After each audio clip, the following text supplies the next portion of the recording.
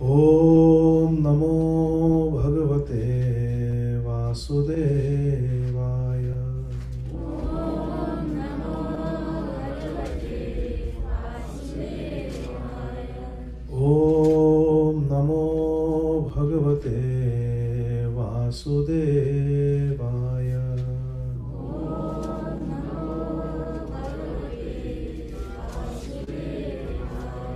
Om Namo Bhagavate Vasudevaya.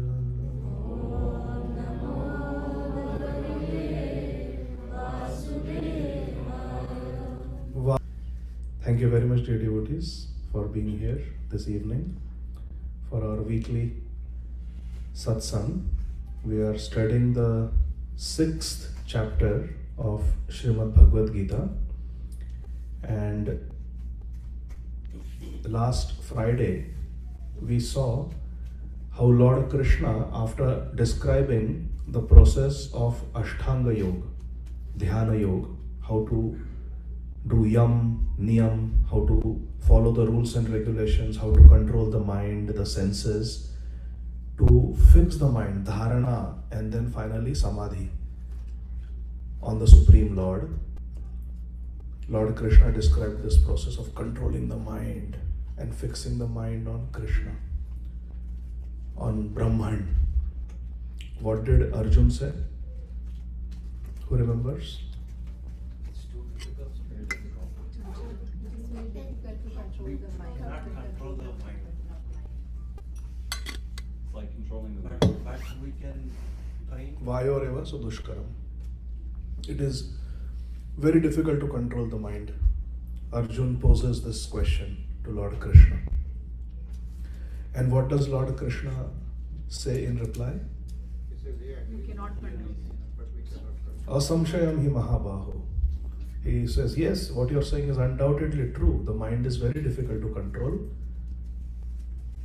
And then which word Krishna uses? Tu.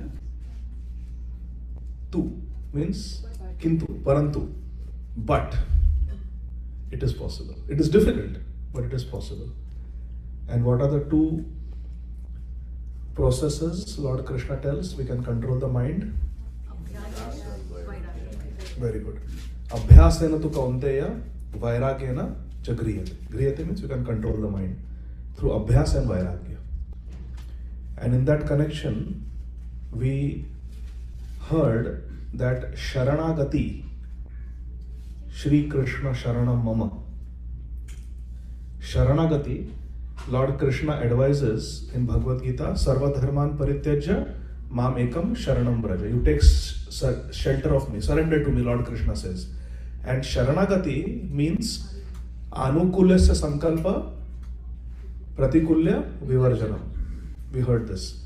Sharanagati means to do what is anukul, what is favorable for the person who we are surrendered to, and pratikulya vivarjanam, to give up things that are pratikul to the person who we are surrendered to. So if we are surrendered to Shri Krishna, we do things that Krishna likes and we avoid things that Krishna forbids us from doing. Anukul means favorable and pratikul means unfavorable. Anukulyasya sankalpa, you accept. Pratikulya vivarjanam, you give up things that are unfavorable. This is the meaning of Sharanagati.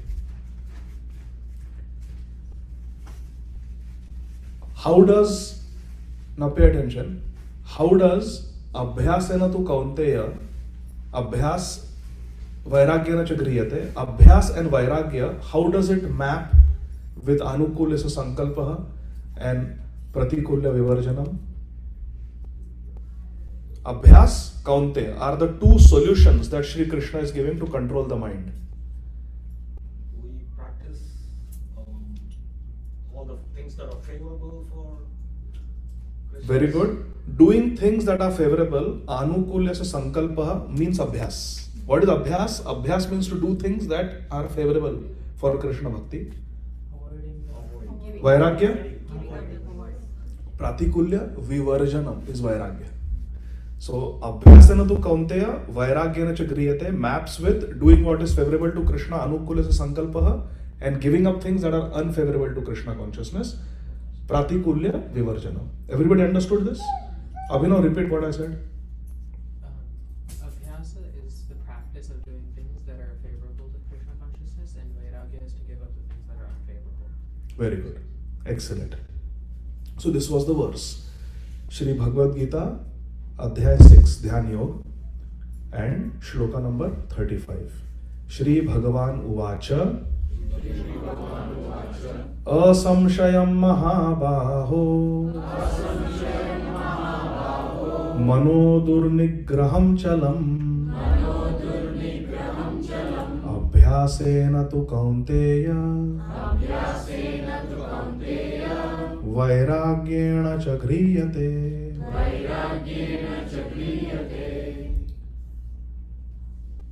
Lord Shri Krishna said, O Mahabaho, mighty armed Kunti Nandan Arjun, Kaunteya, it is undoubtedly asamshayam, very difficult to curb durnigraham.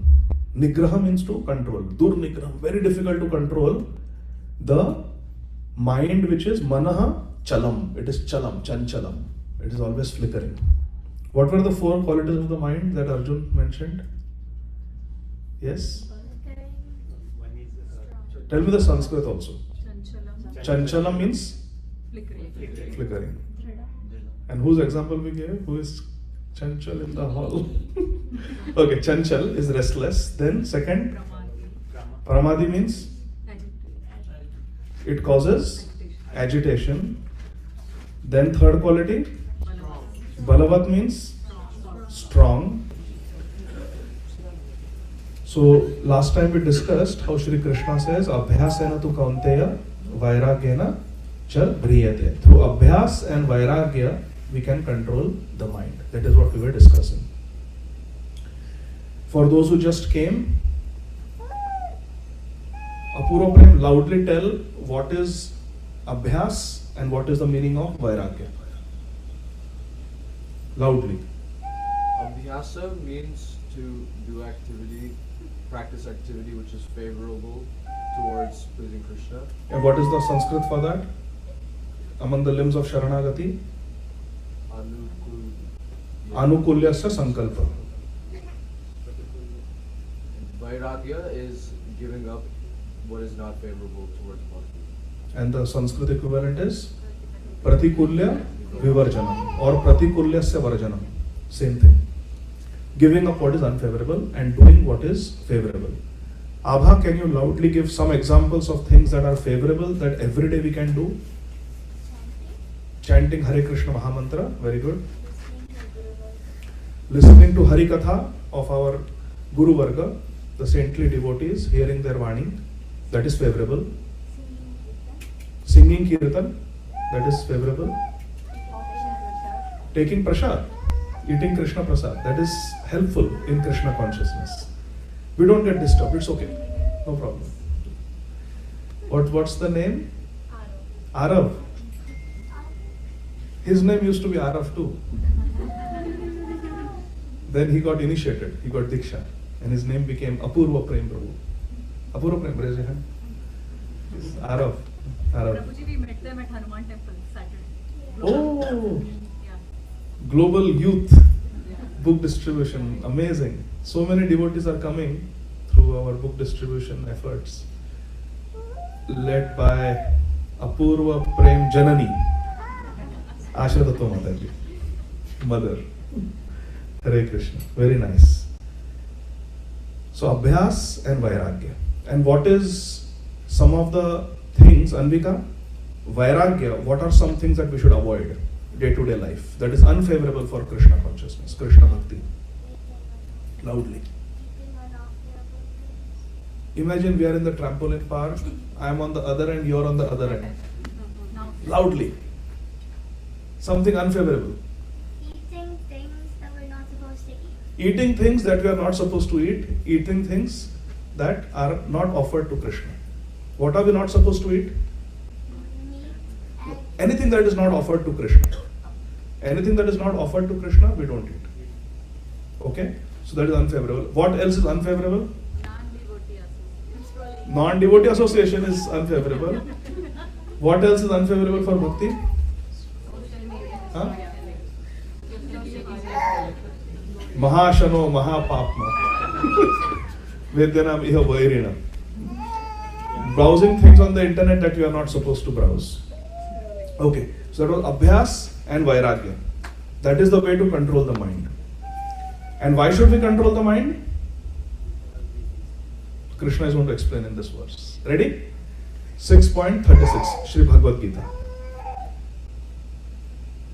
Asamyatātmana yogo dushprapa iti me matihi vashyatmana tu yatata shakyo vaptum upayatah.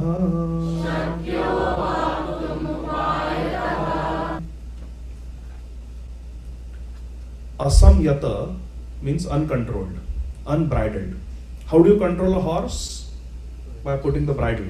So unbridled means uncontrolled. Adanta gobhir, uncontrolled mind, uncontrolled senses. Atmana means by the mind. Yoga, self-realization. Dushprapaha, very difficult to obtain. Prapt karna means to obtain something. Dushprapaha means very difficult to obtain. Iti, thus, me, my, matihi. Iti me matihi. Krishna is saying, this is my opinion. That one whose mind is uncontrolled, asamyata, uncontrolled, atmana, the mind is uncontrolled, yoga, dushprapa. That person cannot attain perfection in yoga. Who cannot attain perfection in yoga? Whose mind is not controlled. That is my opinion, Krishna says. Later on, remind me to elaborate on this point. Iti me mata. Iti me mati. This is my opinion. Krishna is giving his mat, his opinion. Vashya means vash mein karna, control. Atmana, by the mind. Tu means kintu, parantu, but.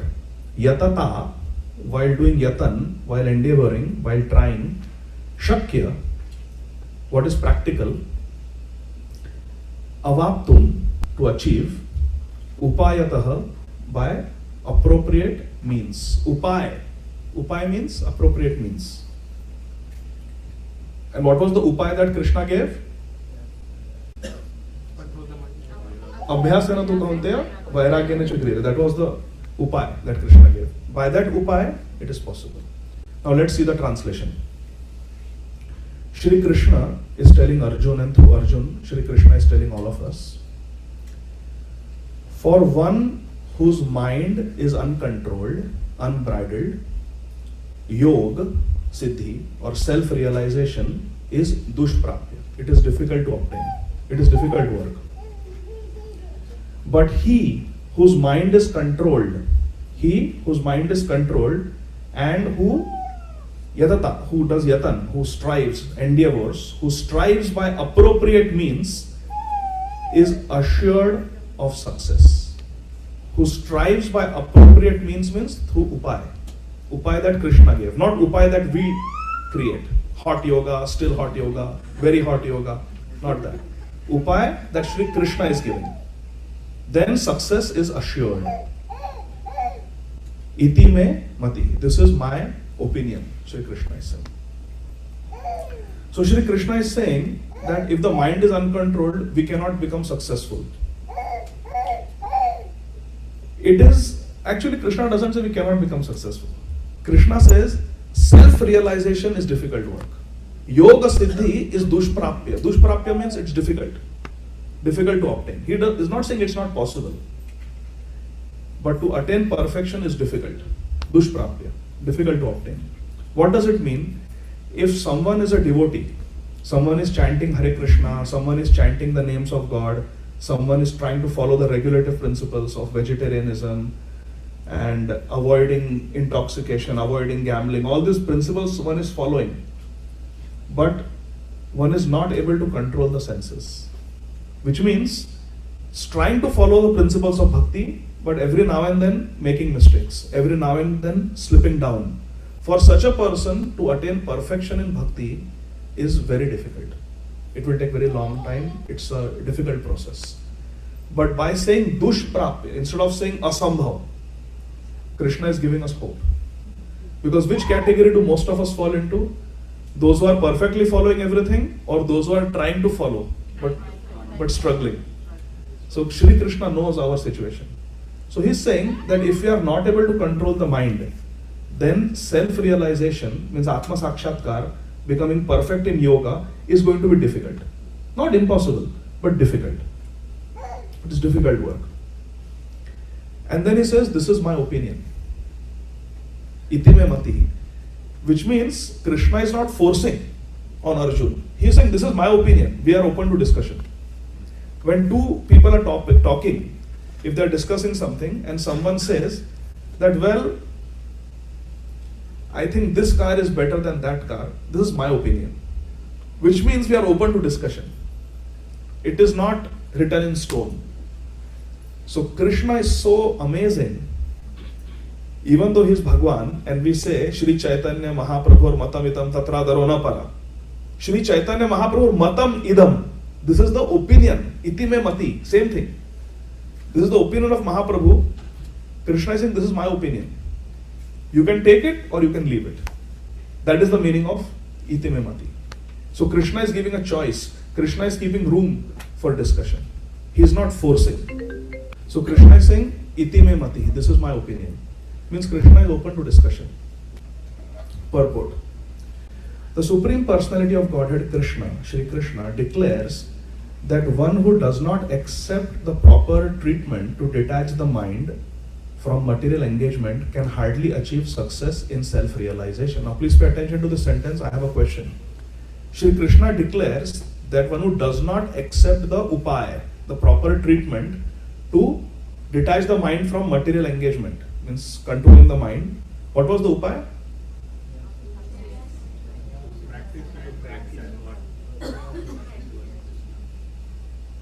Little confidently, loudly.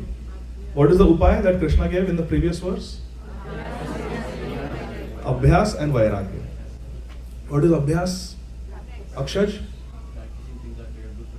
Practicing things, doing things that are favorable. And what is Vairagya? Very good. This was the upaya. Prabhupada is saying that if we don't follow this upaya, this prescription of Shri Krishna, then Atma Sakshatkar, self-realization or Yoga Siddhi, perfection in spiritual life is very difficult. Trying to practice yoga while engaging the mind in material enjoyment is like trying to ignite a fire while pouring water on it. Aditi, what will happen if you are trying to light a ghee lamp and as you are putting the flame of the fire to the ghee wick, somebody pours water on it? What will happen? It won't light. It won't kindle. Yeah, it won't kindle. So, practicing yoga while engaging the mind in material enjoyment. Material enjoyment here means material enjoyment that is separated from Krishna consciousness. When you get Rasmalai, that is Mahaprasad, do we enjoy? When there is nice Kirtan by Apurva Prem Prabhu, do we enjoy? When there is nice violin by our Abhinav Prabhu, do we enjoy? So, but we are not supposed to enjoy. We are supposed to detach ourselves from enjoyment. This is Krishna conscious enjoyment. This is allowed. Forbidden enjoyment means meat eating, intoxication, gambling. These are forbidden activities. But when we practice Krishna Bhakti, there is a different enjoyment in that, which is very good. Yoga practice without mental control is a waste of time. So there may be yoga clubs, but if it is not coupled with mind control, it is not going to bear the desired effect. It will not produce the desired result. Controlling, self-control is necessary. Therefore, Srila Prabhupada didn't just say, read my books and chant 16 rounds. Prabhupada could have said that. But with the vidhi, nishedh is also important. Our shastra has two things. What are they? Vidhi and nishedh. Do's and don'ts. Prescriptions and proscription. Prescription is to chant Harinam. Proscription is meat eating, intoxication, gambling, etc. Prabhupada says yoga practice without mental control is a waste of time. Because Krishna will be dushprapya. Such a show of yoga may be materially lucrative. We may be able to open a yoga club and earn money, teach some asanas and this and pranayam and earn money. But it is useless as far as spiritual realization is concerned. It may be good for back pain. It may be good for blood pressure. It may be good for increasing flexibility and losing weight. But as far as spiritual realization is concerned, it is useless. Why spiritual realization is important? Any thoughts? Why not be happy with just good health, wealth? Early to bed, early to rise makes one healthy, wealthy, wise. Why not be satisfied with that? Yes, Yasmin Mataji? We are not the body. Exactly. All these achievements pertain to the body, but we are not the body. This body is going to be left behind. It's like a leased car, 3-year lease, 30-year lease, 90-year lease, 100-year lease. But what happens when the lease period expires? There is no buy-in option here. This lease means you have to turn it in and take a new car. And new car you can take based on how much your income. Karmic income. You have good karma, then next life you can get a better car. Heavenly body, Swargalok. If you have done papa karma, then you will get a worse car than what you have. But this body will be lost. Shri Krishna says in Bhagavad Gītā, Mrityu sarva haras chaham. I take away everything at a time of death. So, if this body will go, what to speak of the relatives of this body? They will also go. Possessions of this body, they will also go.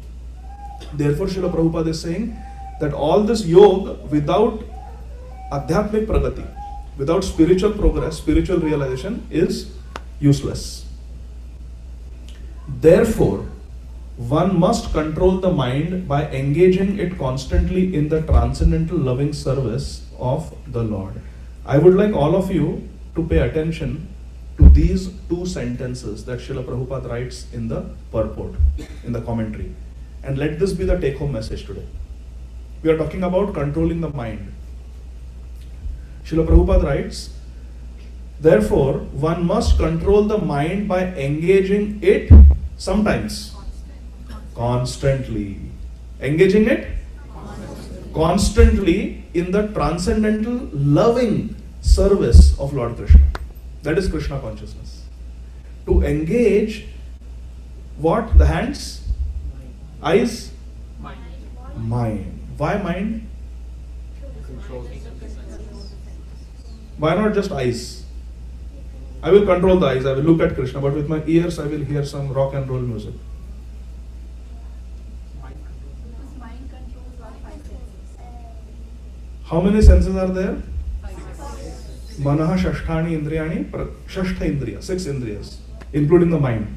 There are 5 knowledge acquiring senses: eyes, nose, tongue, ears, and skin. But Indriyanam Manaha Chasmi, the king of all Indriya is the mind. Yes, Hemangiman. In 3.43, Krishna says mind can be controlled by intelligence and ahankar can be controlled by soul. And when we gain the spiritual consciousness, when we connect to Krishna, when we become aware of Krishna, then only we get the strength in our soul to control the mind and intelligence. Excellent. Therefore, Shri Krishna is saying that we should control the mind by engaging the mind in the transcendental loving. What is the meaning of loving? With affection, with a soft heart, loving service of Lord Krishna. We should engage it constantly and engage the mind, because if the mind is engaged, everything is engaged. Now see, How many of you are physically here in New Srivasangan? Since we started, how many of you went outside New Srivasangan also? You see? So is it more difficult to control the body or more difficult to control the mind? Arey, did I lock the house? Did I close the garage? What happened? Whose call was that? What will Shwetaswar Prabhu tell Vedasar Prabhu? Where is he going? When is he going? You know? Mind goes here and the body is here. Eyes are here, ears are here, nose is here, tongue is here, skin is here. But the mind goes here and there. Controlling the mind is most difficult, my dear friends. And therefore, Shri Krishna is saying and Srila Prabhupada is saying one must control the mind. And what is the way to control the mind? Engaging it in the loving service of Lord Krishna. Very good. And then Srila Prabhupada emphasizes in the second sentence, unless one is engaged in Krishna consciousness, one cannot steadily control the mind. Unless one is engaged in Krishna consciousness, one cannot steadily control the mind. Sometimes the mind may be controlled, but we cannot do it steadily. We are hearing a lecture, mind may be controlled for a few minutes. Nice story is being told, we are all attentive. But then as soon as we go down, the consciousness also goes down. Vamshi, how are you? Do you know about the latest video game? It can go like that. Or, hey, I heard you went to Vrindavan. How was your trip to Vrindavan? You see, we have two options. So therefore, it is important to keep the mind engaged in Krishna consciousness. Choice is there. Krishna consciousness. A Krishna conscious person easily achieves the result of yoga practice without separate endeavor. Now see, remember this chapter is about Ashtanga Yoga. Ashtanga Yoga, there are the 8 steps to control the mind, starting from Yam, Niyam, then there is Asan, then there is Pranayam, Dharana, like that, all the way to Samadhi. So here Krishna is saying that a Krishna conscious person easily achieves the result of yoga practice without separate endeavor, which means we don't have to necessarily do all those things of Ashtanga Yoga. If we directly engage in service of Radha Vrajachandra, we are already on the platform of Dhyan, because we are focusing on them. And the more we do, then sometimes Samadhi also. When you're completely absorbed, isn't it? But a yoga practitioner cannot achieve success without becoming Krishna conscious. So here is the thing. A Krishna Bhakta can achieve the result of yoga. What is the result of yoga? Mind control. Fixing the mind on Krishna. A Bhakti Yogi can achieve the end result of Ashtanga Yoga, that is fixing the mind on Krishna. But a yoga practitioner, without having bhakti, without having Krishna consciousness, cannot achieve the goal. So a bhakti process includes the benefit of yoga, because yoga's ultimate achievement is to fix the mind on Krishna, Samadhi. And a devotee is already focused on Krishna. So a devotee doesn't have to separately try, but a person who is practicing the other yoga systems, Ashtanga Yoga, Karma Yoga and Dhyana Yoga, they will, or Jnana Yoga, they will not achieve perfection if bhakti is not mixed in it. So bhakti is the essential ingredient. Understanding? Jaggery has sweetness in it. But if you take yogurt and try to make it into lassi without jaggery, it is not possible. You have to put jaggery or sugar in it. But you don't have to add sugar in sugar. So benefits of yoga, sweetness, is already included in sugar, bhakti. Whereas other processes will bear fruit only if some sugar is mixed, bhakti is mixed in it.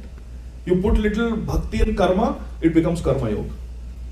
You put little Krishna consciousness in Jnana Yoga, it becomes perfect. You put little bhakti in Ashtanga Yoga, focus your mind on, instead of a light, instead of where the wall is connecting with the floor, fix the mind on Krishna, Paramatma. Then Ashtanga Yoga becomes successful. So other processes depend on bhakti for success, but bhakti is completely independent. Understanding? Everybody understood? So this is what Shri Krishna is saying today. That if the mind is uncontrolled, spiritual perfection, yoga siddhi, is dushprapya. It is difficult work. But those who control the mind by upaya. Upaya is abhyas and vairagya. doing what is favorable and giving up what is unfavorable, then success is assured. This is Krishna's opinion. Krishna says, iti me matihi, because he's open for discussion, and Arjun is going to ask. In the next verse, Arjun is going to ask a clarifying question. So he takes the hint that Krishna is open for discussion, so Arjuna asks a question also, which we'll see next time. But today's message is this, that we must try to control the mind, and the best way to control the mind is to keep the mind engaged in Krishna consciousness, in Krishna bhakti. And if we give leeway to the mind will trick us. Now, this next take-home message is this. Please listen carefully. When we come to Krishna consciousness, many times we spend many years in Krishna consciousness. 10 years, 15 years, 20 years, 25, 50 years in Krishna bhakti, on the path of bhakti. But still, we don't make enough spiritual advancement. It is possible. Bahu janma jadi kare Shravana Kirtan, tabuta na paye Krishna pade premadha. We do Shravan Kirtan for a long time, sometimes lifetimes, but we still don't come to the platform of Krishna Prem. And what is the reason? Our acharyas have explained here. What is the reason why after being in Krishna consciousness for many years, we are not getting that love for Krishna? How many of you feel that we don't feel that love for Krishna the way we should feel? So now, pay undivided attention, because this is the opinion of all the tikakars on Bhagavad Gita, this verse. Our acharyas have all commented here. We don't attain spiritual progress, adhyatmic unnati, despite spending many years in bhakti, because while we are doing the upaya that Shri Krishna has given, while we are practicing bhakti, we forget why we are practicing bhakti. Please note down this point. Our spiritual progress is stunted because we forget why we are doing what we are doing. We forget the why. We sit down for chanting. Ādi Gadādhara Prabhu has said we have to join the 4:30 Zoom call for japa. So join. Or someone has said I have to submit my sadhana chart. So tick, tick, tick, tick, tick, send sadhana chart. But we are forgetting why there is japa call, why we do japa, and why we maintain sadhana chart. When we forget the why, we lose the opportunity to make spiritual progress. Why do we chant? Yes. So we are not chanting to fulfill a promise. I have promised 16 rounds, so I have to do it. I have to submit sadhana chart, so I have to get initiated, so I will. That is not the purpose. The purpose is to develop Krishna Prem. So if purpose is to develop Krishna Prem, how we are going to chant? With love. That Krishna, please, I am so fallen and I am so grateful that you have come to me in the form, Radha Vrajachandra has come to me in the form of Hare Krishna Mahamantra that I have received from my Guru Maharaj at the time of Diksha, at the time of taking shelter. I am so grateful to chant. Hare Krishna Mahamantra is not different from Radha Vrajachandra, and I am going to chant with all the love I have in my heart, because I love my children, I love my spouse, I love my parents, I love my siblings, I love my friends, I love so many people. So I have the capacity to love. I cannot say that I cannot love Krishna. We have the capacity to love. All we have to do is repose our love in Krishna. Repose our love in Krishna. At least when we are chanting. Why am I chanting? I am chanting to develop Krishna Prema. I want to serve Radha Krishna. I want to please them. Hare Krishna, Krishna Krishna, Hare Hare, Hare Rama, Rama Rama, Hare Hare. Chanting with affection. We come for satsang. Why do we come for satsang? That why we have to remember and remind ourselves. Why do we come here every Friday?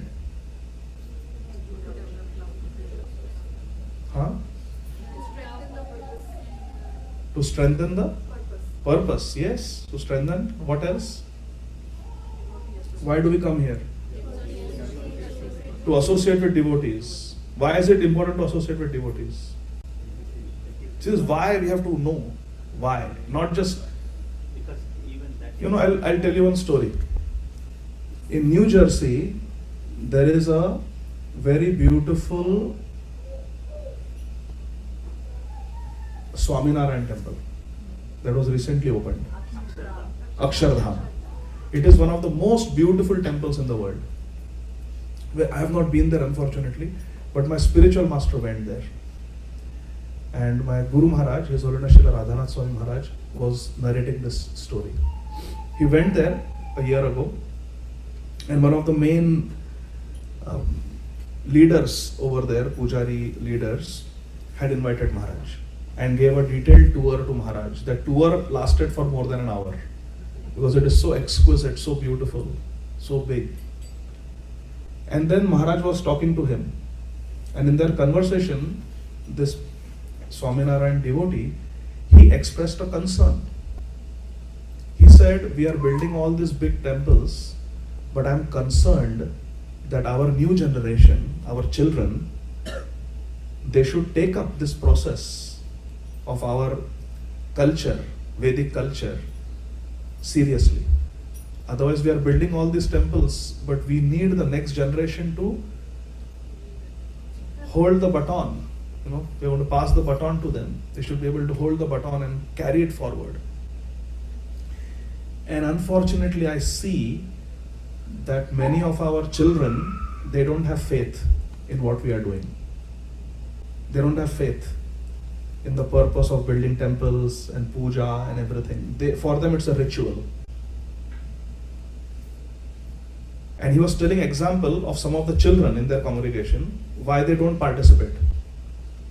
He said they don't participate because when we ask them, they say, we don't know the purpose why you are doing this.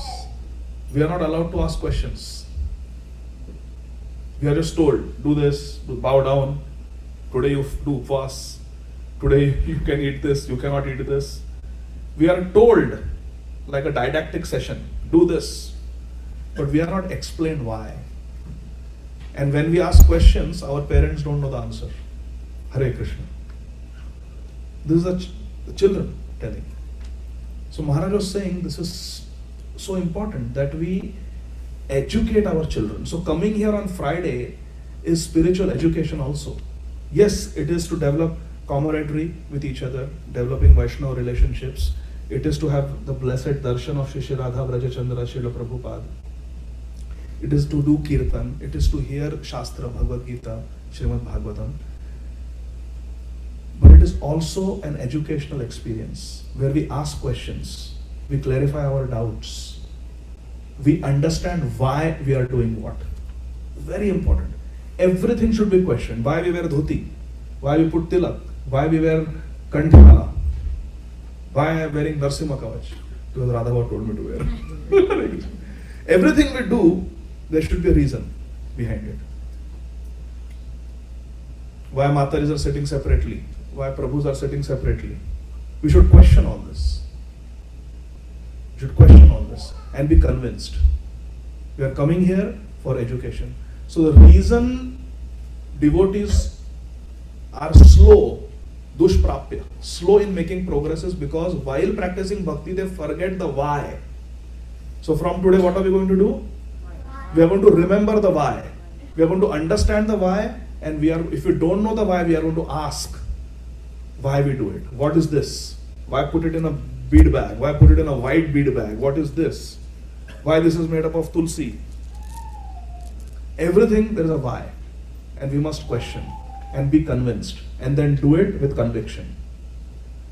Srila Prabhupada says this is the science of self-realization. Rasaraj Gaur Prabhu is reading that book with a group of devotees. Science of self-realization. It is not some cult of self-realization. It is science of self-realization. Which child will tell me what is the scientific process? What is science? Rishit. It's the study of the universe. Okay, but what is the scientific process, scientific method? Yes, Abhinav. Make a hypothesis, and then make a process and test it out and see if it supports your hypothesis. Okay, excellent. Yes, Prabhu. Manoj Prabhu. Which has Vedic Excellent. Newton is sitting under a tree, apple falls. Observation.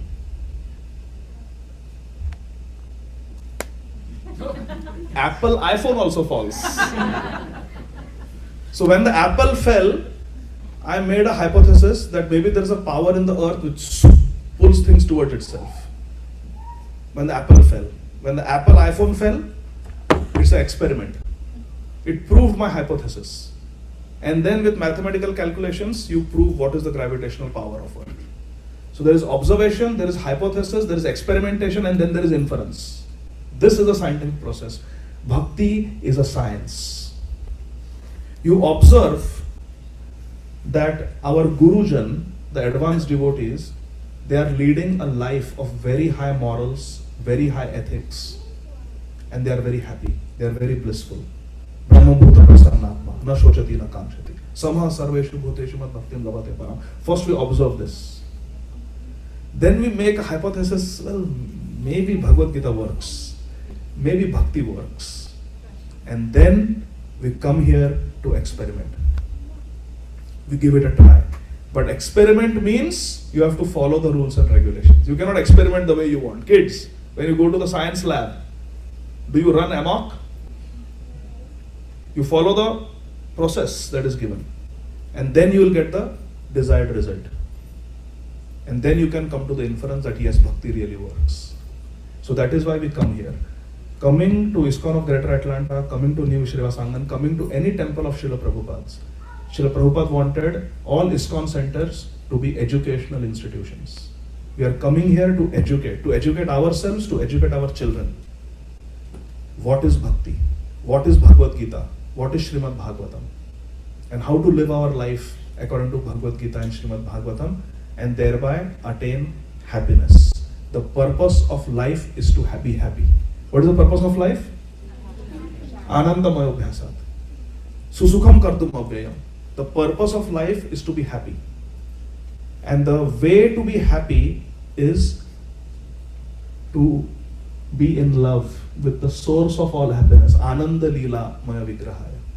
Radha Krishna. Sri Chaitanya Mahaprabhu. The way the world is trying to be happy, that is not sustainable. That is not going to work. And we are seeing it. Nobody is happy. The BJP party is not happy. The Congress is not happy. The Republicans are not happy. The Democrats are not happy. Dr. Fauci is not happy. Nobody is happy in this world. Whether you're a doctor or a technocrat or an entrepreneur. Nobody is happy in this world. It is not possible. Because this is Dukkhalaya. Lord Krishna says in Bhagavad Gītā. But we can be happy in this world. And the way to be happy is to become a devotee of Krishna. So when we practice bhakti, what are we going to remember? 3-letter word. What is it? Loudly. Why? Is it 3-letter word, Anvika, or 1-letter word? Why? We are going to remember the why. Why are we doing this? And what is the ultimate why? Why we do everything in bhakti? One answer.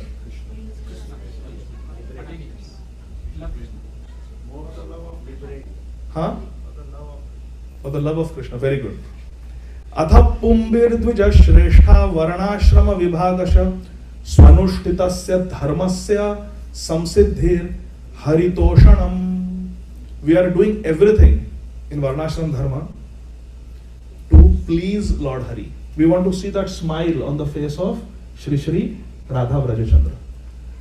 We do the ultimate why we chant, why we come here, why we do kirtan, why we read Prabhupada's books. Ultimate why we make friendship with devotees. The ultimate why is for the pleasure of Krishna.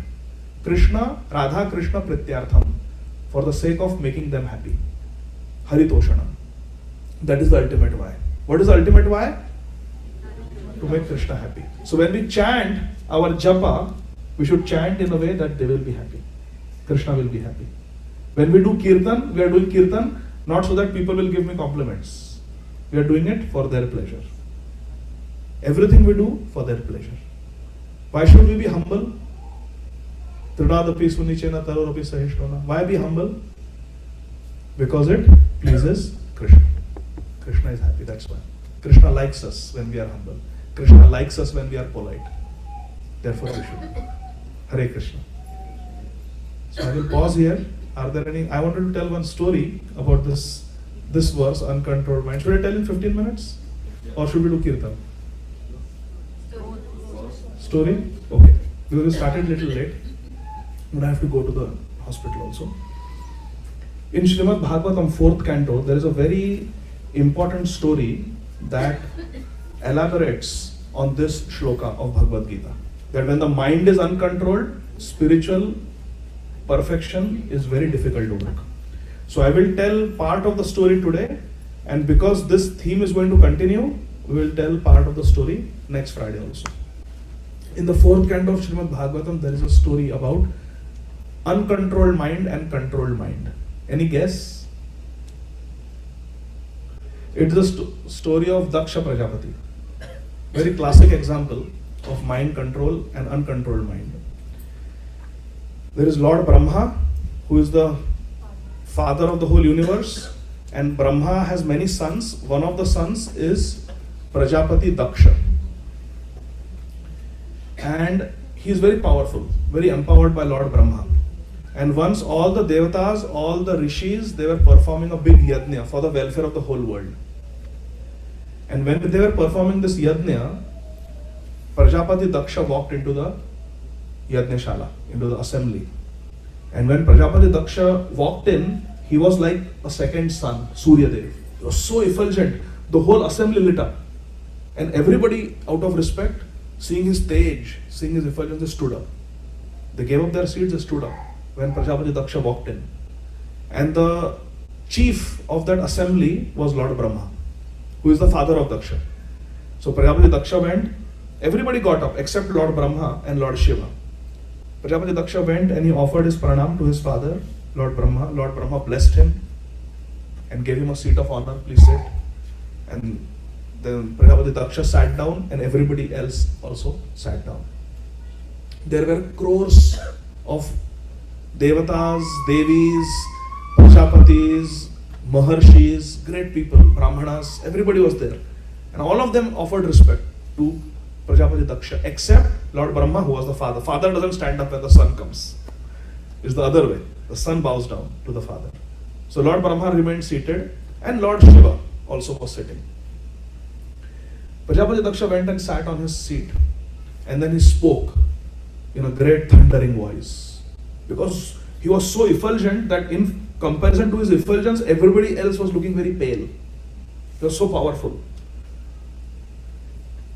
Daksha Prajapati spoke that what I am about to speak, O assembled devatas, rishis, sadhus, please listen carefully. I am not speaking out of envy, but I am going to speak about etiquette. What I am going to speak about? I am speaking about etiquette. I am not speaking out of envy. This Shiva, he has accepted a position subordinate to me by marrying my daughter, who is as good as Gayatri Devi. My daughter, whose eyes are beautiful, like a doe, like a female deer. My daughter, Sati, was given in marriage to this Shiva. I am the father-in-law. He is my son-in-law. So he has accepted a position inferior to me. Yet when I walked into this sabha, yet when I walked into this assembly, he did not stand up. This is the etiquette that he is showing. He does not stand up when the father-in-law walks in. This is because he is an uncivilized man. Sorry, I am feeling bad even to speak these words, but I am just repeating the words of Prajapati Daksha from Śrīmad Bhagavatam. Shri Shankar Bhagwan ki jai. Daksha Prajapati said, he is a very evil man, uncivilized man. First of all, he doesn't wear clothes. He is not properly dressed. He doesn't put Aquaphor or Cetaphil lotion. Instead, he puts bhasma, the ashes from the crematorium. He doesn't wear a nice garland of flowers. Instead, he wears a garland of human skulls and bones. He doesn't have a residence in some nice subdivision. Instead, he lives in the crematorium most of the time. And it's not that he has got first class, high class friends. All his associates, all his friends are ghosts and hobgoblins. Bhoot Pret. He's called Bhootnath, the Lord of Bhoot, ghosts. I did not want to give my daughter in marriage to him, but I was obliged to give because my father, Brahmaji, told me to. And see now how he is treating me. He doesn't even stand up. Everybody stood up. He did not stand up because he is envious of me. In this way, Prajapati Daksha, he blasphemed and criticized Shankar Bhagwan. Now analyze this. Prajapati Daksha is not an ordinary person. He is directly the son of Brahma. His middle name is Brahma. The creator of the universe. And he is saying, listen to me, everyone, all the assembled people. I am speaking about etiquette. I am not speaking out of envy. And then he speaks out of pure envy. You see? When this is what happens to us. We may say, see, I am not criticizing, but, and then we start downloading. Because we know we are not supposed to criticize, we know we are not supposed to be envious, but we cannot control it. But we still want to cover it up by saying, see, I'm not criticizing, but I'm just calling a spade, and then blue, blue, blue, blue, blue, blue, we go on and on. That's what Daksha did. And he was not satisfied criticizing Lord Shiva. You know what he did? He took Achaman Patra, did Achaman, and he cursed Lord Shiva. He said, this evil, wicked man, disrespectful, ungrateful person. My daughter has the eyes of a beautiful doe. She is as good as Gayatri, and this Shiva, his eyes are like the eyes of a monkey. I curse him. That all these yajnas are happening, all the devatas get their share in the yajna. There are offerings made to the devatas. Idam Indraya, idam Namama, idam Surya, idam Namama. All the devatas, Indra, Surya, Chandra, they all get their share in the yajna. From today, I make a declaration. Shiva will not get any share in any yajna. When we perform yajna for the pleasure of Yajnesh, Lord Hari, Shiva will not get any share. I curse him. Prajapati Daksha cursed Lord Shiva, even though everybody tried to restrain him. Prajapati, Daksha ji, it's okay, cool down. No, he just spoke the curse. And then angrily got up and went home. Hare Krishna. Now when Lord Shiva was cursed like this, the followers of Lord Shiva were also sitting there. Specifically Nandishwar. He is a follower of Lord Shiva, very staunch. Like there is Lord Ramachandra has Hanumanji, Lord Shiva has Nandishwar. He got very upset. How can you curse and criticize Lord Shiva like this? Do you know why he lives with the ghosts and Pret? To uplift them. He preaches to them. And you are criticizing him? I curse Bhrigu because you are a follower of Daksha Prajapati. I curse Daksha Prajapati. I curse all the followers of Daksha Prajapati like Bhrigu Muni, that they will become Karmakandi. They are very proud of being Brahminical, very proud of performing yajnas, all these Brahmanas. I curse, Nandishwar gave a curse that all these Brahmanas will become money-minded.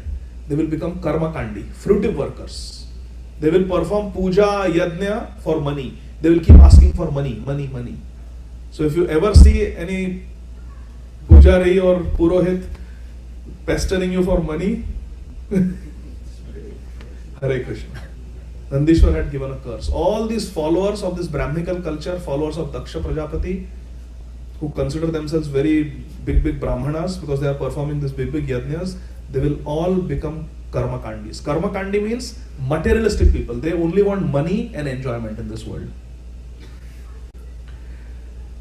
When Nandishwar spoke this curse, Bhrigu Muni got angry. Bhrigu Muni was a follower of Prajapati Daksha. He was a Brahman. He said, you followers of Lord Shiva, you are not respecting the Brahmanas. You are cursing the Brahmanas. Brahmanas should never be cursed. Brahmanas curse others. But you cursed us Brahmanas, I will give you one more curse. That all of you followers of Lord Shiva, you will become addicted to eating flesh and drinking alcohol. You will become meat eaters and you will become alcohol drinkers. Not only that, you will become averse to Lord Hari. That's why you see many times between the Shaivites and the Vaishnavas there is conflict. The Shiv Bhaktas, they criticize the Vaishnavas, and the Vaishnavas many times don't get along with Shiv Bhaktas. But this is superficial, this should not be like that. But that curse was given. That you will become, you Brahmanas, you are cursing us, the Brahmanas. Brahmanas are following the Vedas. Vedas are given by Lord Hari, Lord Krishna. We are followers of Lord Hari. We curse you, followers of Lord Shiva, that you will become averse to service to Lord Hari. So this cursing, counter cursing was going on between the followers of Prajapati Daksha and Lord Shiva. Why this is happening? Uncontrolled mind, anger, ego, pride, envy. Daksha was envious of Lord Shiva. And when the leader is like that, those qualities percolate into the followers, like Bhrigu Muni and other Brahmanas who are followers of Prajapati Daksha. Therefore, Balaramji did not tolerate Romaharshana Sutta on the Vyasasana. Why?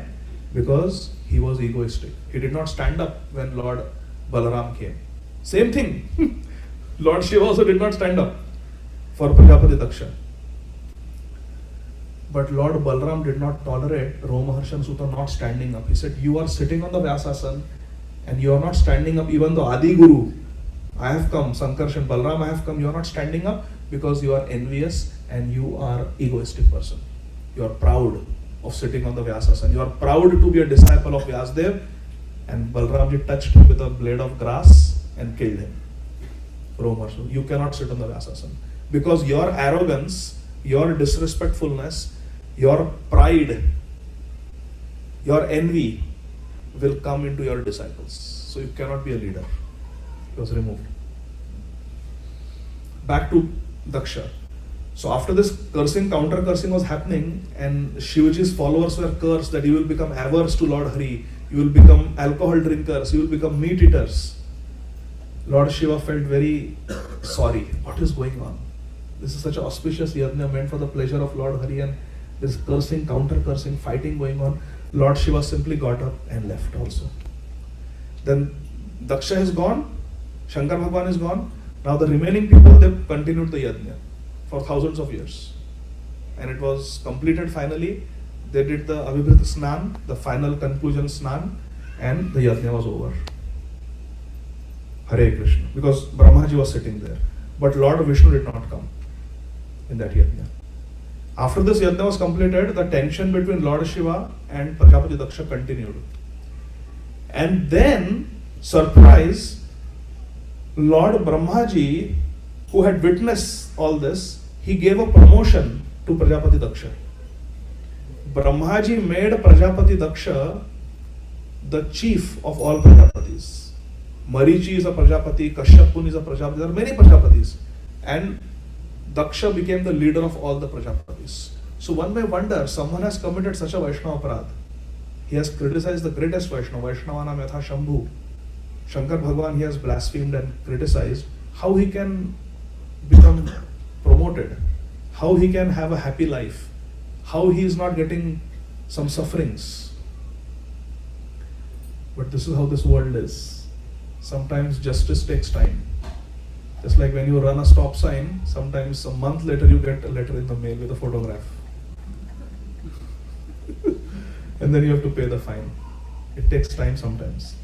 So for some time, Prajapati Daksha seemed to be doing very well. He got a promotion. He became the leader of all the Prajapatis. Hare Krishna. And as the leader of Prajapatis, he did a Vajpaya Yajna successfully. It was a grand success. So he is being successful also. And then he did a Brihaspati Sava Yajna. And for that, many flyers were shared on many WhatsApp groups. That Prajapati Daksha, the main Prajapati, is performing a Brihaspati Sava Yajna. Everybody is invited, all the Devatas, all the Rishi Munis, their families, relatives, come. But Lord Shiva and Sati, his wife, were not invited. Even though the Yajman is Prajapati Daksha, who is the father of Sati and father-in-law of Shankar Bhagwan, they were not invited. Imagine, distant people are invited, but own family is not invited. But when Mother Sati came to know that my father is performing the Brihaspati Sava Yajna and everybody is going, everybody is attending, she developed a desire to attend also. And she told Lord Shiva that, hey Patidev, my father is performing the Brihaspati Sava Yajna, and look at the sky, the whole sky, you see these white aeroplanes, all the Rishi Munis are going with their family, their wives and children in those aeroplanes. All roads are leading to the house of my father. A big yajna is being performed. All the ladies are going. See how they are nicely decorated. I also want to wear the jewelry that my father gave me in marriage and decorate myself nicely and go there. Lord Shiva doesn't say anything, but through his eyes, through his silence, he communicates that, but this is all material attachment. You want to go for the yajna to socialize. Again, see what we have to remember? Why? Why am I going to Sadhu Sangha? Not to socialize, but to absorb myself in Harinam and Harikatha and Vaishnava Sangha. So Lord Shiva hinted that you want to go there to meet your family and chit chat with your sisters and your mother and dress up nicely. All this is material. So Mother Sati tells Shankar Bhagwan that I know this is all material, but I am an attached woman. Women like to dress nicely. Women like good clothes, good jewelry. Women like to socialize. Women are attached to their family. I am an attached woman. She says like this. Now please try to understand the psychology. We are talking about mind control here. How to control the mind. When someone corrects us, आदि गदाधर प्रभु बहुत लंबे classes देते हो, थोड़ा time से and करते जाओ. तो प्रभु जी, see, I don't have control. मैं बह जाता हूँ. I get carried away in katha. So what I'm doing is, I'm getting a feedback, but I'm glorifying myself to justify my behavior. I get absorbed in Harikatha. Sometimes we feign criticizing ourselves with the hetu कि अब मुझे कुछ मत बोलो, मुझे कुछ नहीं सुनना. हाँ मैं तो बहुत गिरा हुआ हूँ. अरे भाई हम पाप चलो ना क्रिकेट मैच देखने जाते हैं. प्रभु जी cricket? I am a fallen soul, yeah. I am a fallen. Means I am justifying my behavior. Now you cannot say anything to me. So I said I am fallen soul. So Sati said I am materially attached. I want to go for my father's event. So then Lord Shiva again doesn't say anything, but our acharyas have commented that just through his eyes he communicated, but we are not invited. You go to an event when you are invited. We were never invited. And Sati counters that argument by saying one does not need invitation to go to a father's house. Hare Krishna. She gives a list. Please listen carefully. One does not need invitation to go to the house of one's father, one's husband, one's sibling, one's friend, and one's spiritual master. Hari Bol. We don't need invitation for ISV. We can just go there. One does not need invitation to go to these places. Mother Sati says, Lord Shiva says, you are right. You are right. One does not need invitation to go to one's father's house. But one should not go to one's father's house, husband's house, brother's house, son's house, friend's house, spiritual master's house, if they are angry with us. Hare Krishna. And he says, your father Daksha, he is envious of me. He criticized me even though I was not at fault, and he is very angry with me. So it is not a good idea to go there. When you go there, you will see that he disrespects me. And that will not be good for you. Then Sati says, my father has many daughters. And everyone knows, my father has said it many times in the past, that I am his favorite daughter. I am his favorite daughter, Sati. Shivji says, yes, that was true. But now I have accepted you as my Ardhangini. Now you have become half my body and he hates me. Therefore, even though you were his pet daughter, when you go, he will not welcome you. And that will be very painful for you because you have been always respected in your life. A person who has always been honored and disrespect and dishonor is worse than death, Lord Shiva says. Bhagavad Gītā also Lord Krishna says the same thing. So he says, don't go. If you go there, it will not be auspicious for you. And then Lord Shiva fell silent. Hare Krishna. Very important lesson. That good counsel may be available to us if we take it. Sometimes we may hear good instructions, but if we don't have the intelligence to accept it, then it will lead to our doom. Sati was walking back and forth, back and forth, back and forth. When do we walk back and forth? When our mind is also going back and forth like a pendulum. Kabhi ha, kabhi na. Kabhi ha, kabhi na. Sati Devi was concerned and afraid to go to her father's house because of what Lord Shiva had said. But a part of her really wanted to go. She was thinking, oh, what fun, I will meet this sister, I will meet that friend, I will meet my mother, I will show them this nice sari I have, I will show them this nice jewelry, I will talk to them how I have not met them for such a long time, such a nice, why should I miss, after all he's my father. She looked very angrily at Lord Shiva because he was not giving permission. First she said, let both of us go. And Shivaji said, I am not invited, I will not go, he hates me, he's angry with me. Then she said, then let me go, at least, alone. And Lord Shiva said, it will not be auspicious for you if you go. Because you will be disrespected, just like I was disrespected. But then he fell silent. And Sati thought about it. We say, na, dilemma. What to do, what not to do, what to do, what not to do. When we are in that situation, that means we have already given too much freedom to our mind. What we have done? Who has to put the foot down? The intelligence, Vivek Buddhi. But when we leave the decision to the mind is fickle. Chanchalahi mana Krishna. This we are seeing now. Sati Devi is chanchal. Should I go? Should I not go? Should I go? Should I not go? And when we have a choice between right and wrong in the material world, what do we tend to choose? Because it is the path of least resistance. Is it easy to wake up in the morning at 4 o'clock and join the japa call at 4:30? Very difficult. Is it easy to sleep in? In this material world, the bad thing is always easy. Is it easy to just binge watch one season, one episode after next? Yes. Is it difficult to read Śrīmad Bhagavatam? That is how this world is, my dear friends. And therefore we need the association of Devo. We need satsang to get the strength. Sati Devi thought back and forth, back and forth, back and forth. Finally, looking angrily at her husband as if she's going to burn her husband, Shivji, with her glance. He's not coming. He's not letting me go. He's not coming. He's not letting me go. It's okay. I have my driver's license. I will go.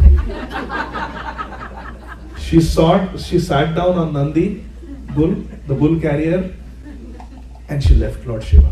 And she went to her father's house. Hare Krishna. Seeing that Satiji was going, some followers of Lord Shiva also went with her. How can they let their Devi go alone? So they also went. But see how the uncontrolled mind puts us into trouble. And then, my dear friends, what happens in the Brihaspati Sava Yajna of Prajapati Daksha, we shall see next Friday. Hare Krishna. For now, Satiji is happy. She's going for the party. But Lord Shiva is very grave because he knows what is going to happen. He knows what kind of a man Prajapati Daksha is because his mind is also uncontrolled. So two people with uncontrolled mind are going to meet. Sati Devi and her father. Her name is Dakshayani, one of her names. She's called Daksha.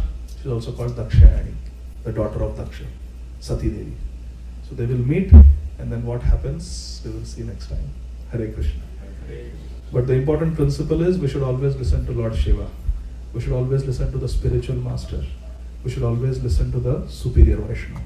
If we don't listen, we are just inviting our own doom. Hare Krishna. Thank you very much. Srila Prabhupada ki. Any questions or comments? Yes. Rishit. Hare Krishna. Just to remind you about elaborating on Iti. Yes, I did that. Itime Mati means Krishna is such a kind teacher that he is open to discussion. He wants to discuss. And that Arjun will ask the question. See, he says, Itime Mati, this is my opinion, I am open to discussion. And immediately Arjun is going to speak in the next verse. He is going to ask a clarifying question. So that we will see next time. Yes? Huh? I have a take-home message. You have a take-home message, okay? There should be 3. But you tell one. The progress is stunted because you forget why.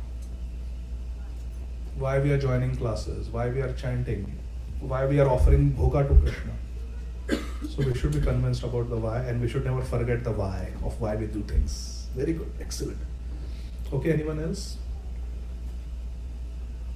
Yes, What is followers? Shri Vidya. Like, what is, like, you said that Krishna, like, there's like Shiva followers, there's all that Shiva. In Hindu faith, there are those who are Shiv Bhaktas, they are called followers of Lord Shiva, Shaivites, and there are devotees of Lord Vishnu or Lord Narayan who are called Vaishnavas. And they should be like brothers. They should love and respect each other.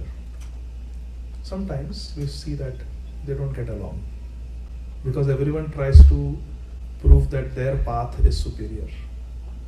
And that's not a very healthy mindset. Hare Krishna. Yes, Mataji. Prabhuji, in the previous verse we learned about yoga and how we have to be constantly in loving service of Shri Krishna.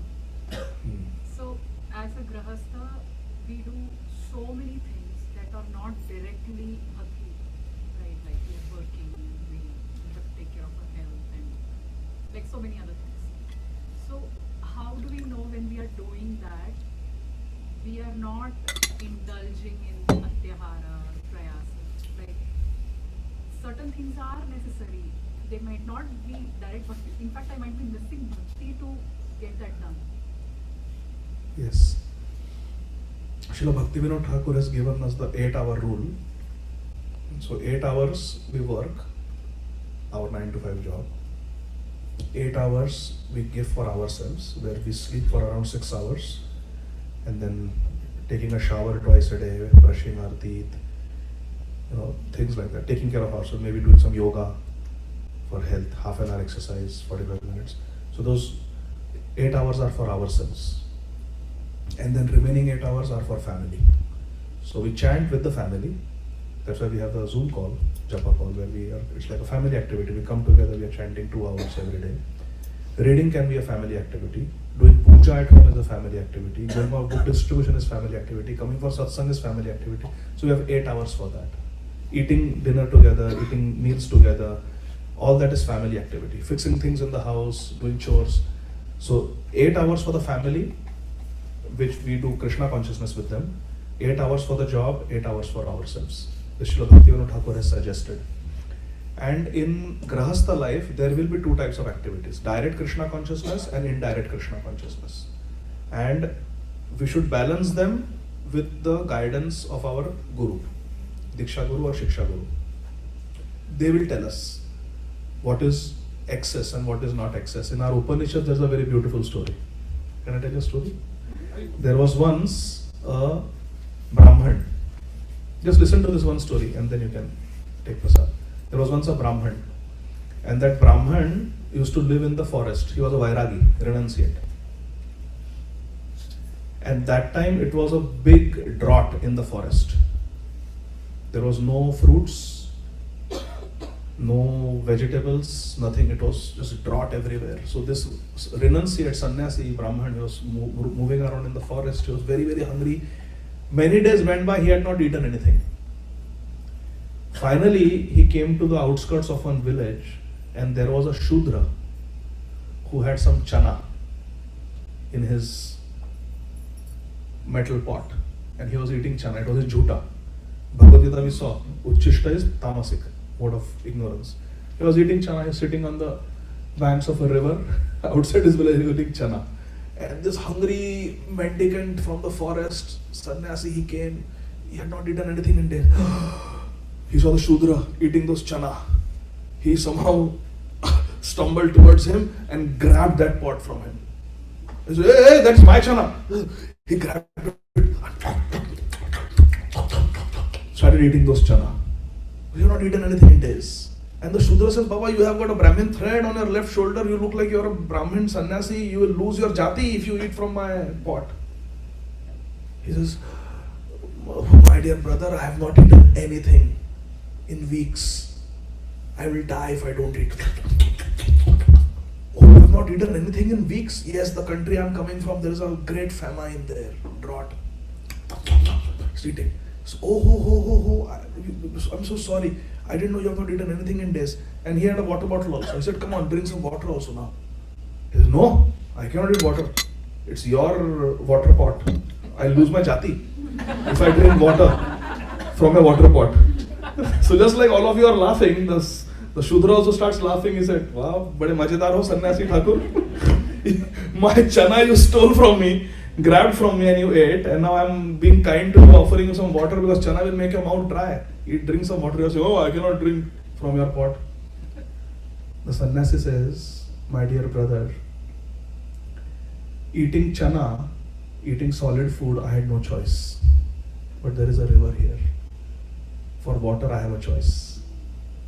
So for drinking water, I can drink from the river. Water I can get, but chana I cannot get. Therefore, I stole your chana. This is called self-control. This is where you avoid atyahar. He could have said, pani bhi lao. He could have drank. That would be atyahar. But he did what was necessary. Yukta ahar viharasya yukta. Understand it? So similarly in life, what is excess? How much work? Little bit, if I put 2 hours more, I'll get a promotion and then. But that we have to consult with the Shiksha Guru or Diksha Guru. Because we may get into Ugra Karma. Ugra Karma means excessive work. As we age, our secondary Krishna conscious activity should reduce and primary Krishna conscious activities like Shravanam, Kirtanam, Smaranam, Archanam should increase. That is the aim of life. As we age, secondary Krishna conscious activities reduce, primary Krishna conscious activities increase. That is the aim of life. And that we have to do under expert guidance. What is too much that we should consult? Because we may not be able to. So this Brahman teaches us what is necessary and what is excess. Great example, no? Chana he had no choice, but water he had choice, so he stopped. Yes, He Mother. could have eaten fruits or some kandamul or anything. There was famine. There was nothing. The country he was coming from, famine. Could not find anything. Okay. Hare Krishna. Yes. Also, Prabhuji, in the Prajapati Daksha story, Shiva could have stood up. Like, I was thinking, why didn't he stand up? So that will come in next story. Oh, Next session. Shivji explains why he did not stand up. But I will tell now that it has come up. Shivji said that I am always offering my obeisances to Vasudev, to Lord Krishna. And therefore, it is not necessary for me to stand up for ordinary mortals who consider the body as themselves. I am always conscious of the Paramatma, Krishna, and I am always offering my obeisances to Vasudev, जो सबके हृदय में वास करते हैं. So I don't have to offer obeisances to a person who thinks that this Jada Sharir is myself. Says Prajapati Daksha has body consciousness. I have Paramatma consciousness. So person who is always offering obeisances to Krishna does not have to bow down to others. Yatha taror mula nishechayana triptyantyat skanda bhujopashakha. If you water the roots, the whole tree is hydrated. You don't have to separately pour water on the leaves. So I am serving the root. Krishna is the root of all existence. So like that. That was his reason. And also, even if you study etymologically, Rudra Tattva is far superior to Jiva Tattva. Daksha is Jiva Tattva. Why should Lord Rudra offer to anybody obeisances? Shankar Bhagavan doesn't even have to offer obeisance to Brahmaji. In fact, Parvati, not Mother Parvati, Mother Sati later on will say that when flowers are offered to the lotus feet of Lord Shiva, Brahmaji takes those flowers greedily and puts on all his foreheads. Brahmaji. He has so much respect for Shankar Bhagavan. So Shankar Bhagavan doesn't have to bow down to anybody in this material world. Hare Krishna. Yes, Prabhuji. Yogesh Prabhu. Hare Krishna, Prabhuji. So this question is in my mind for a long time. I didn't listen to this story. Why did Lord Brahma did not stop his own son from doing the path he was doing by insulting Lord Shiva? Yes. And on the top of that, he also Promoted him. restored him with the Made him the chief Prajapati. Very nice question. And this Mother Parvati, I'm saying Mother Parvati, that is the next birth. Mother Sati, she answers that question. Why Lord Brahma did not stop Prajapati Daksha. She said, a good child should be stopped when they make a mistake. But an arrogant, disrespectful, disobedient child should be allowed to commit sin so that higher powers will punish. And therefore, Prajapati Daksha is going to get a head of a goat. He will get the head of a goat. He does not respect goat, so he got a goat head. Greatest of all times. You don't respect goat, you get a goat head. So Prajapati Daksha will get a goat head. So that is the thing. Sometimes we see people commit paap, they commit aparadh, and nothing happens to them. They continue. Sometimes they get even more followers, they become even more successful. Again, one story from Ramayana. Once Lord Ramachandra, Valmiki Muni writes the story, when Lord Ramachandra is sitting in his sabha, when he becomes the king of Ayodhya, and one dog comes and starts barking outside. So Lord Ramachandra tells Lakshman, go and see why that dog is barking outside. Lakshmanji goes, and that dog actually can speak. And he speaks to Lakshman that I want to see the king, Ram. So Lakshman brings him in, says, what happened? The dog complains that in your kingdom, I live on the street, I'm a stray dog, and I was sleeping in the afternoon. One Brahman was walking, and he was irritated because he did not get enough dakshina, where he had just done a puja. He was upset, and when I was on the road, he told me, move! And I was tired, I did not move. So he had a stick in his hand and he hit me on my head. Look, I have got a laceration on my head.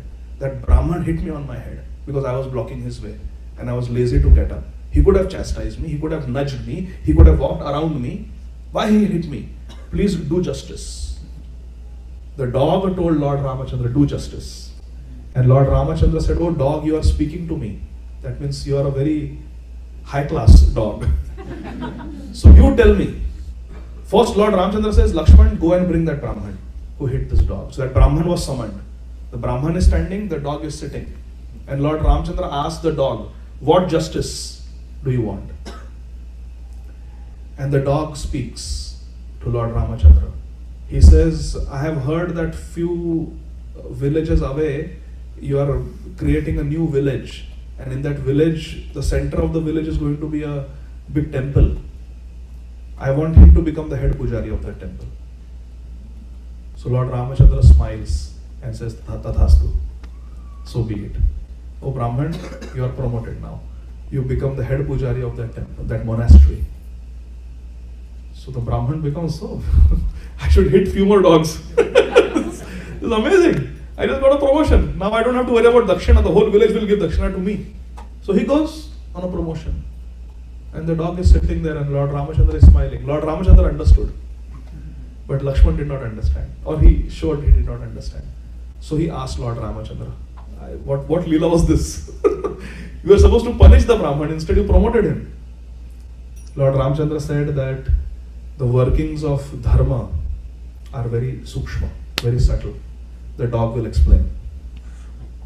So the dog speaks. The dog says, my dear Lakshman, in my previous life, I was the head of a monastery. And I misbehaved. I was proud. I was arrogant. I utilized the temple funds for myself. And look, I have become a dog. This Brahman is prone to anger. This Brahman has an uncontrolled mind. Let him become the head pujari. Let him become the head of the monastery. He will fall to a position less than a dog. Hare Krishna. So sometimes people are allowed to go high, high, high, because when they fall, they will hit harder. The higher you go, the harder you hit. Hare Krishna. Last question, Sophia Mataji. Yes. Very simple question. You just said like primary and secondary activities. So what are they? Primary activities of bhakti are Navavida bhakti. Bhajan era madhya shreshta Navavida bhakti Krishna prema Krishna pita dharema. Shravana kirtana. We sang the bhajan for Govinda Prabhu. Shravana kirtana smarana vandana Pada sevanam dasya re Pujana sakhi jana Atma nivedana Govinda dasa bhilasha re. This 9 process of bhakti. Shravanam kirtanam Vishnu smaranam Pada sevanam Archanam vandanam dasyam sakhyam Atma nivedanam. This primary. Chanting, hearing, reading, swadhyaya, doing puja, reading ashtakams, vandanam, like that. And secondary is to go and work the 9 to 5 job, software engineer job, and whatever money you earn, you go to Kroger, go to Whole Foods, go to Costco, you buy grocery, you cook 2 times a day, you offer it to Radha Chandra. You give a donation for Krishna Bhakti, wherever you have Shraddha, and you basically offer puja to Krishna, you maintain a Krishna conscious household life. So then your work becomes indirect Krishna Bhakti, because the fruits of your work you're using it, offering it to Krishna in the form of money. Hare Krishna.